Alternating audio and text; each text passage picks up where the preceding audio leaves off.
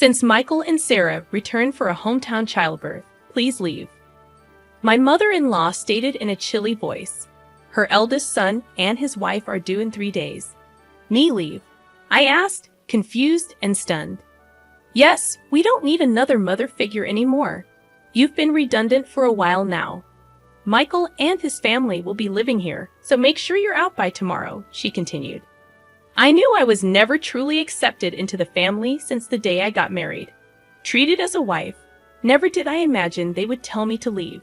You barren failure, you were allowed to experience raising a child. Be grateful. We have no obligation to support you anymore. It seems like Simon is tired of you too. What's Simon to? I gulped down my saliva. If it's not a conspiracy between my mother-in-law and Michael, then I don't need to stand in ceremony with my husband anymore. Foolish to drive me out, but it was my mother-in-law who ignited this. What happens to this house now is none of my concern. May they face the reality they have ignored squarely. Personally, I'm Anna Thompson, 45 years old, living with my husband and mother-in-law in a popular area close to the station. The access to the city center is superb. When house hunting, my picky husband, recently promoted to a managerial position, insisted on a spacious apartment. The rent was steep, but the space and rooms made it worth the stretch. My husband, Simon, 8 years my senior, a divorce I met through a friend's introduction. Comforted by the enveloping kindness unique to an older man, we decided to get married after 2 years of dating. Even when I told him about my infertility due to past illness, his affection did not waver. Likewise, my feelings remained unchanged when I learned of the circumstances he carried. My husband had a son named Michael from his previous marriage. I'm truly sorry to ask you, who have never been married, to live with my parents and son. I won't make you suffer. I'll ensure you're happy. That was the promise he made to me. To prevent me from feeling suffocated, my husband suggested moving to a spacious apartment where I could have my own room. Michael, turning 10 this year, won't need much care with my mom around. You don't have to push yourself. After his divorce, my husband got help with childcare from his parents at their home. A few years later, Simon's father passed away in an accident, and it seems his mother took over as Michael's caretaker. From the first meeting, Michael wouldn't even make eye contact with me. I thought it might be his shy nature, approaching a difficult age, so I didn't worry. As long as they accepted me as a member of the household, I was content. My mother-in-law was a quiet and refined person. When I visited to formally introduce myself after our engagement, she treated me with such politeness that I thought we would get along fine living together. I'll continue to prepare the meals as I have been. Simon comes home late, so it's okay if we eat at different times, right, Anna? I'll leave the cleaning and laundry to you. All right, let's work well together. After getting married, I switched from a full-time employee at the pharmacy to a part-timer due to the division of household chores. I started work a bit later in the morning, so I wouldn't get home until nearly 8 p.m. Dinner was always ready when I arrived, making me feel good about living together. My mother-in-law and Michael usually had dinner before I got home, so I was always eating alone.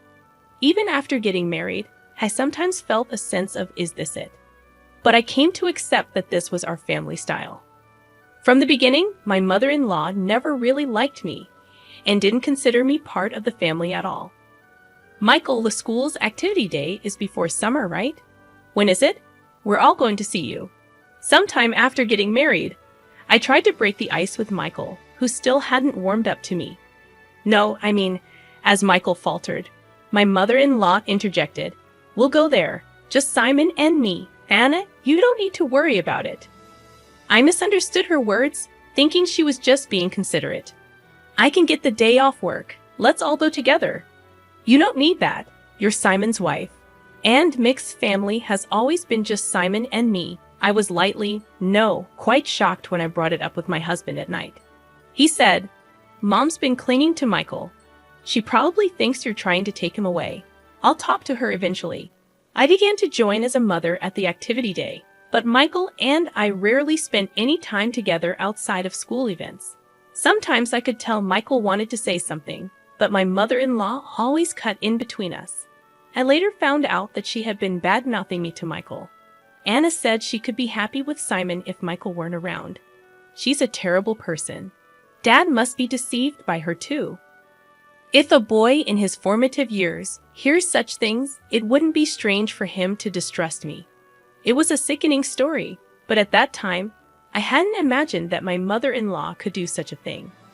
After graduating high school, Michael immediately moved in with his girlfriend and left home. As soon as he started college, a year after he started working, he married her without a ceremony. Once Michael moved out, my mother-in-law surprisingly stopped doing housework altogether.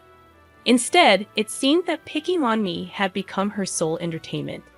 She stopped cooking, which she used to do before, and now just sits at the dining table waiting for me to come home. Without a moment to sit down, I would stand in the kitchen and prepare dinner. You're really inefficient.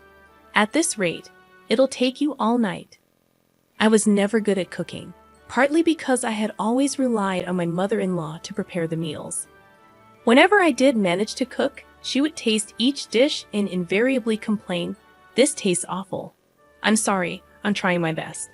You're astonishingly tone-deaf when it comes to flavors, Anna.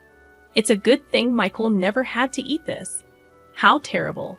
If she thought so, she might as well make it herself. But it seemed she just wanted to complain to me, not just about the meals, but she started nitpicking everything from the cleaning I never used to do to the laundry. Why are there so many wrinkles on the laundry? You have to vacuum every nook and cranny. You really can't do anything right. Didn't your family teach you anything? With that, my mother-in-law sighed while looking at me being belittled. Even about my family, I clenched my fists in frustration. I don't know how you won over Simon, but I can't see much charm in you as a woman. And she always concluded with the same line, "If you hadn't come, Michael would have never left." I understood that there was a gaping hole in her heart since Michael had left. Maybe it was what they call empty nest syndrome. If taking it out on me made her feel better, that's what I told myself to endure it. But her bullying took on new energy after a certain event. That event was the pregnancy announcement from Michael's wife, Sarah. The joy my mother-in-law exhibited was unlike anything I had seen before. It's Michael's baby. It's bound to be adorable. Yeah, he'll be my first grandchild. Watching the two of them rejoice, I was happy too.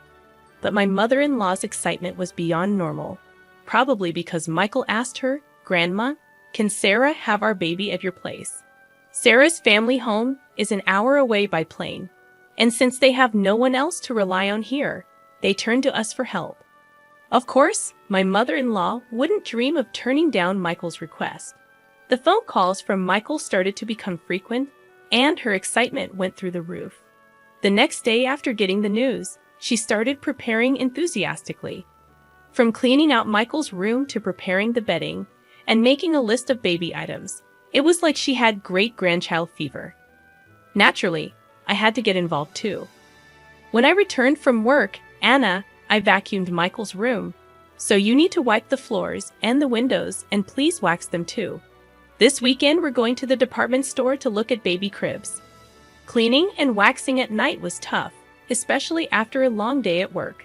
If I even thought about cutting corners, I'd be told to do it over again. Moreover, my mother-in-law started asking for money, and before I knew it, the house was overflowing with baby stuff. "Anna, I need you to withdraw some money tomorrow. There are things I want to get ready for the baby again.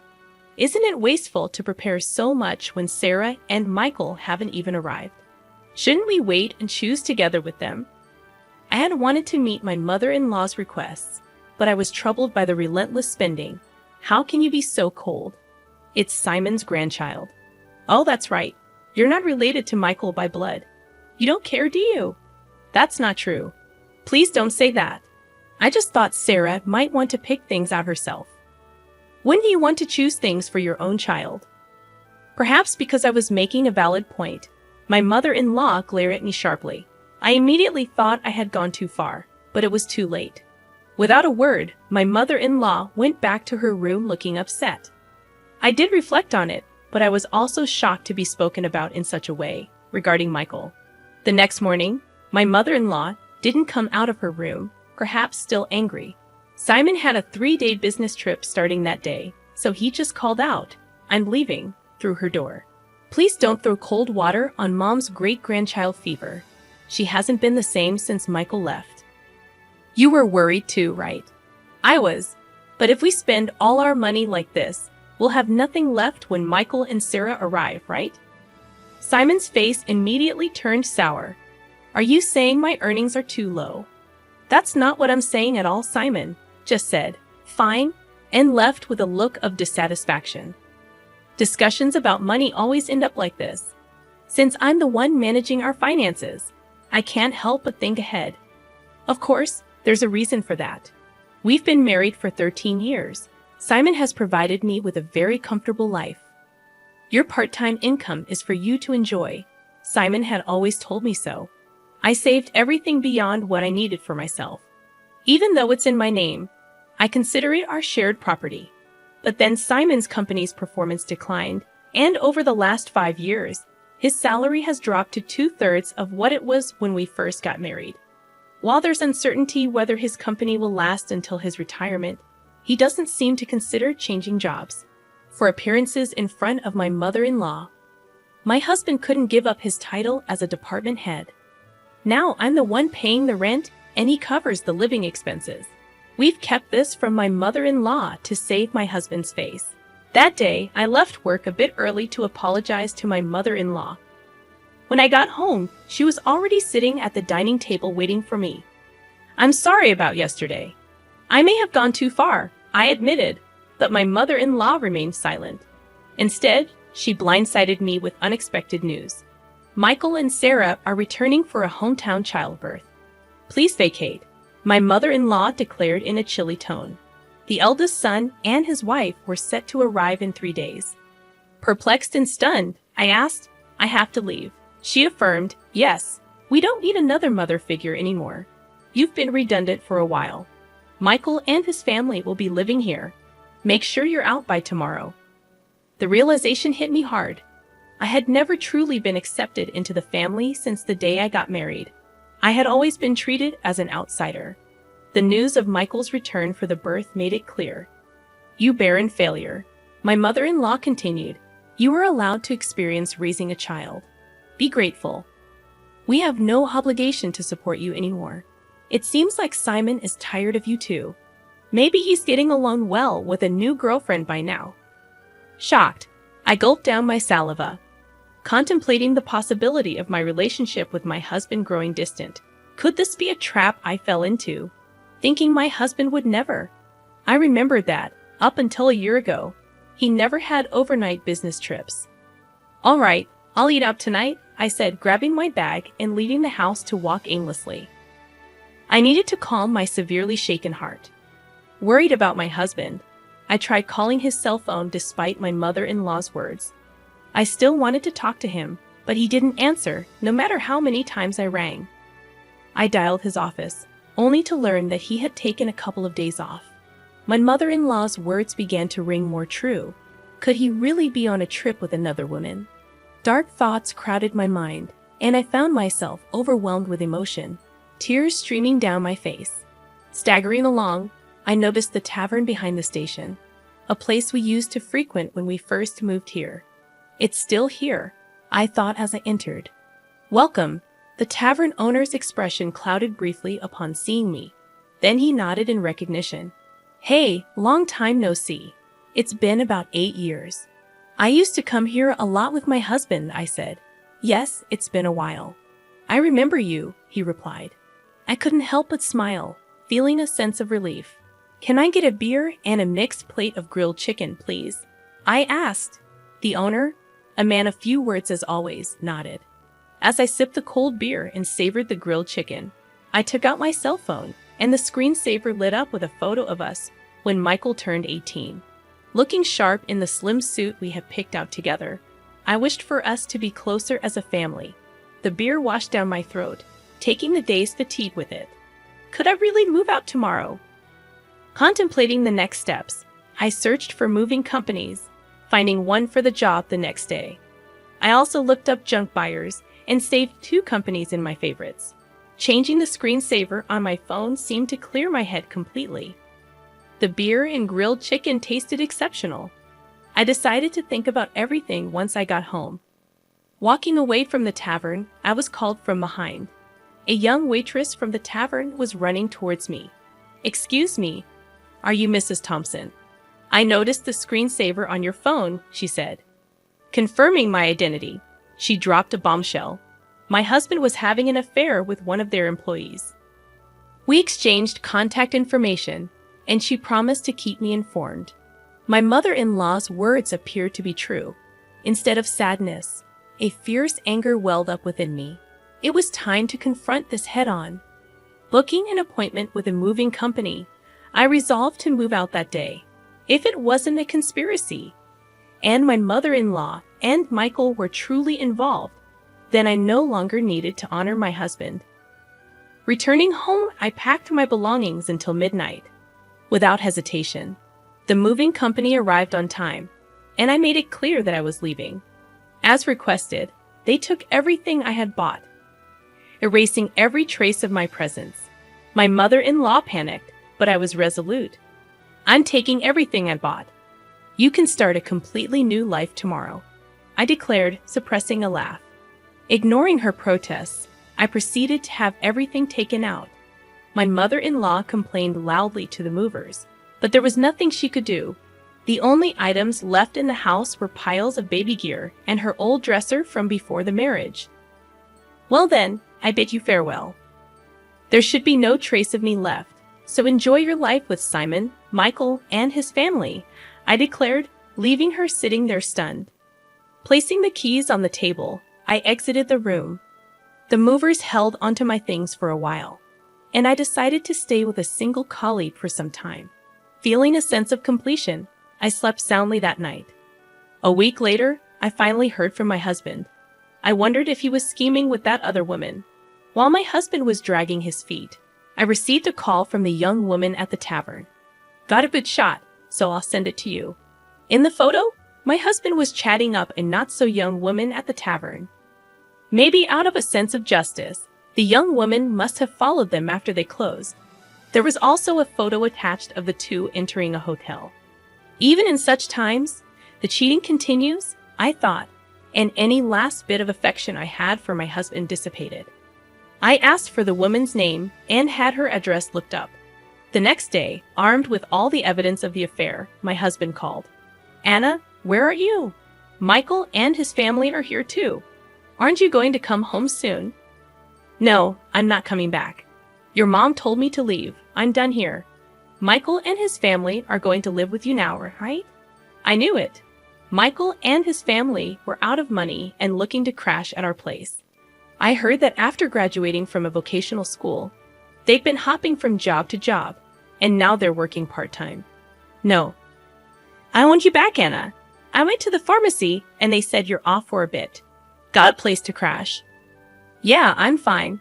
So don't worry about me. Your mom and Michael didn't like me, right? I reckon they're happy to have the place to themselves without me around." My snide comment left my husband speechless. He knew his mother and Michael never accepted me as family, but pretended not to see it. "Well, all right. I have something to say, so I'll come back there once," my husband replied with a relieved please in his voice. Days later, I returned to the house for the first time in a long while. Some new pieces of furniture and appliances were inside.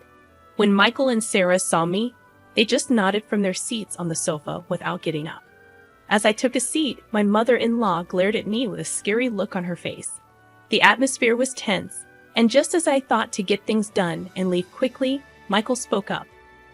"What are you doing here? You took everything from the house. What kind of monster does that? Dad's been supporting you, and you've had it easy." I sighed. "I took everything because I paid for it. I wanted to remove all traces of me, just as you wanted, right? That's crazy, right? There's no way you could afford all that just working part-time at the pharmacy," my husband said. When I glanced at him, he started talking as if he'd resigned himself. "We've been getting by on what Anna and I both make for a little while now. Then the stuff you took should be both yours." Instead of my speechless husband, I decided to speak up. "Simon's company has been doing poorly, and his salary plummeted. That's why, For the past 5 years, I've been covering what's missing. But that wasn't enough. And now I'm the one paying our rent. My mother-in-law looked at my husband with surprise. I'm not just a part-timer, I'm a part-time pharmacist, and the pay is quite good. I'm making more than Simon now. At my words, my husband awkwardly looked away. My mother-in-law's eyes were frantically shifting between my husband and me. From now on, Michael, you'll be paying the rent. You're going to live here, right? After all the help your gran was given, it's time for you to take care of her. Michael looked at me with a shocked expression. When I dropped the news suddenly, rent? How much is it? He asked. It's $5,600. Good luck, since it seems my role as a mother is over. I don't have an obligation to take care of you anymore. Pull yourself together. You're going to be a father soon. Michael murmured with a shake of his head, that's impossible. It was Sarah who raised her voice upon hearing this. Wait, $5,600? Weren't we supposed to live here for free, covering rent and living expenses? I almost burst out laughing. Don't worry, Sarah. You can move to a cheaper place. Simon still makes a decent salary. Hearing this, Sarah's face relaxed a bit. Oh, since I'll be leaving you, Simon, life might still get tough with your mistress, huh? At that, Sarah finally broke down in tears. It was my husband who panicked. What? What are you talking about? Sarah replied, Oh, your mother told me about the new woman. I guess it's time to end my role as a wife too. My husband must think there's no evidence. Indeed, it hasn't even been 10 days since I left the house. Wouldn't that hurt Mary if she heard you? Well, I'll get in touch about that later. At the mention of Mary's name, my husband jolted, realizing that I knew everything. He held his head inside. This is not the atmosphere to write a divorce paper. Well then, I'll be going now. Please talk to me further through a lawyer. Neither my husband Simon nor Michael said anything more, staying silent as I grabbed my bag and stood up. My mother-in-law stood up simultaneously, slamming her hands on the table. She yelled with a voice too strong for an elderly woman. What the hell? It's all your fault our home is in shambles. I was instantly irritated. It was you who told me to leave. It was you who said Simon had another woman. And you interfered with my relationship with Michael. Everything was you. I felt a surge of heat in my chest. I regretted not being more assertive with my relationship with Michael, not holding back because of my mother-in-law. Michael has nothing to do with this. It's time for you to step up, Simon. He's going through a hard time. You should support him as his wife. Take responsibility as a family member. What is she even talking about? If she hadn't called Michael back home, if she hadn't hinted at Simon's affair, I would still happily support Simon and this home I always believed in and supported. Simon, where are you? Michael, why are you still here? It's all her fault. My mother-in-law's lips tightened into a line, and she was trembling. I slipped past the silent mother-in-law and quickly left the room. Afterward, Simon agreed to the divorce rather easily. It seems my determination was strong, and he couldn't counter the evidence of the affair. Shortly after, it seemed like they started the process of moving out of the apartment. In the end, Michael and Sarah went back to their apartment and never lived with the mother-in-law. Simon seems to be considering remarriage, but Mary was furious over the alimony and his request for her to live with his mother. I've heard they're considering whether to place my mother-in-law in a care facility. After all the love she poured into her son and grandson, it's somewhat sad to think they're ready to abandon her now. Perhaps she's served her purpose too. If my mother-in-law had said nothing back then, and it had just been a simple trip home for childbirth, maybe we would still be living together. After the divorce, Michael sent me an apology letter. He wrote about how, as a child, he really wanted to be more spoiled, how he couldn't talk to me because his grandma disliked it, and how happy he was when I attended school events. Maybe I should have reached out more. Perhaps then, we could have built a different relationship. Even though our relationship has ended, I quietly pray for Michael's happiness in life. I've returned to work as a pharmacist and quickly rented an apartment close to my workplace. I don't feel good about keeping the furniture and appliances I took with me, so I had them all picked up and disposed of by a junk removal service. Life without my mother-in-law's harassment is peaceful and comfortable. For a while, I want to live for my own happiness, not someone else's.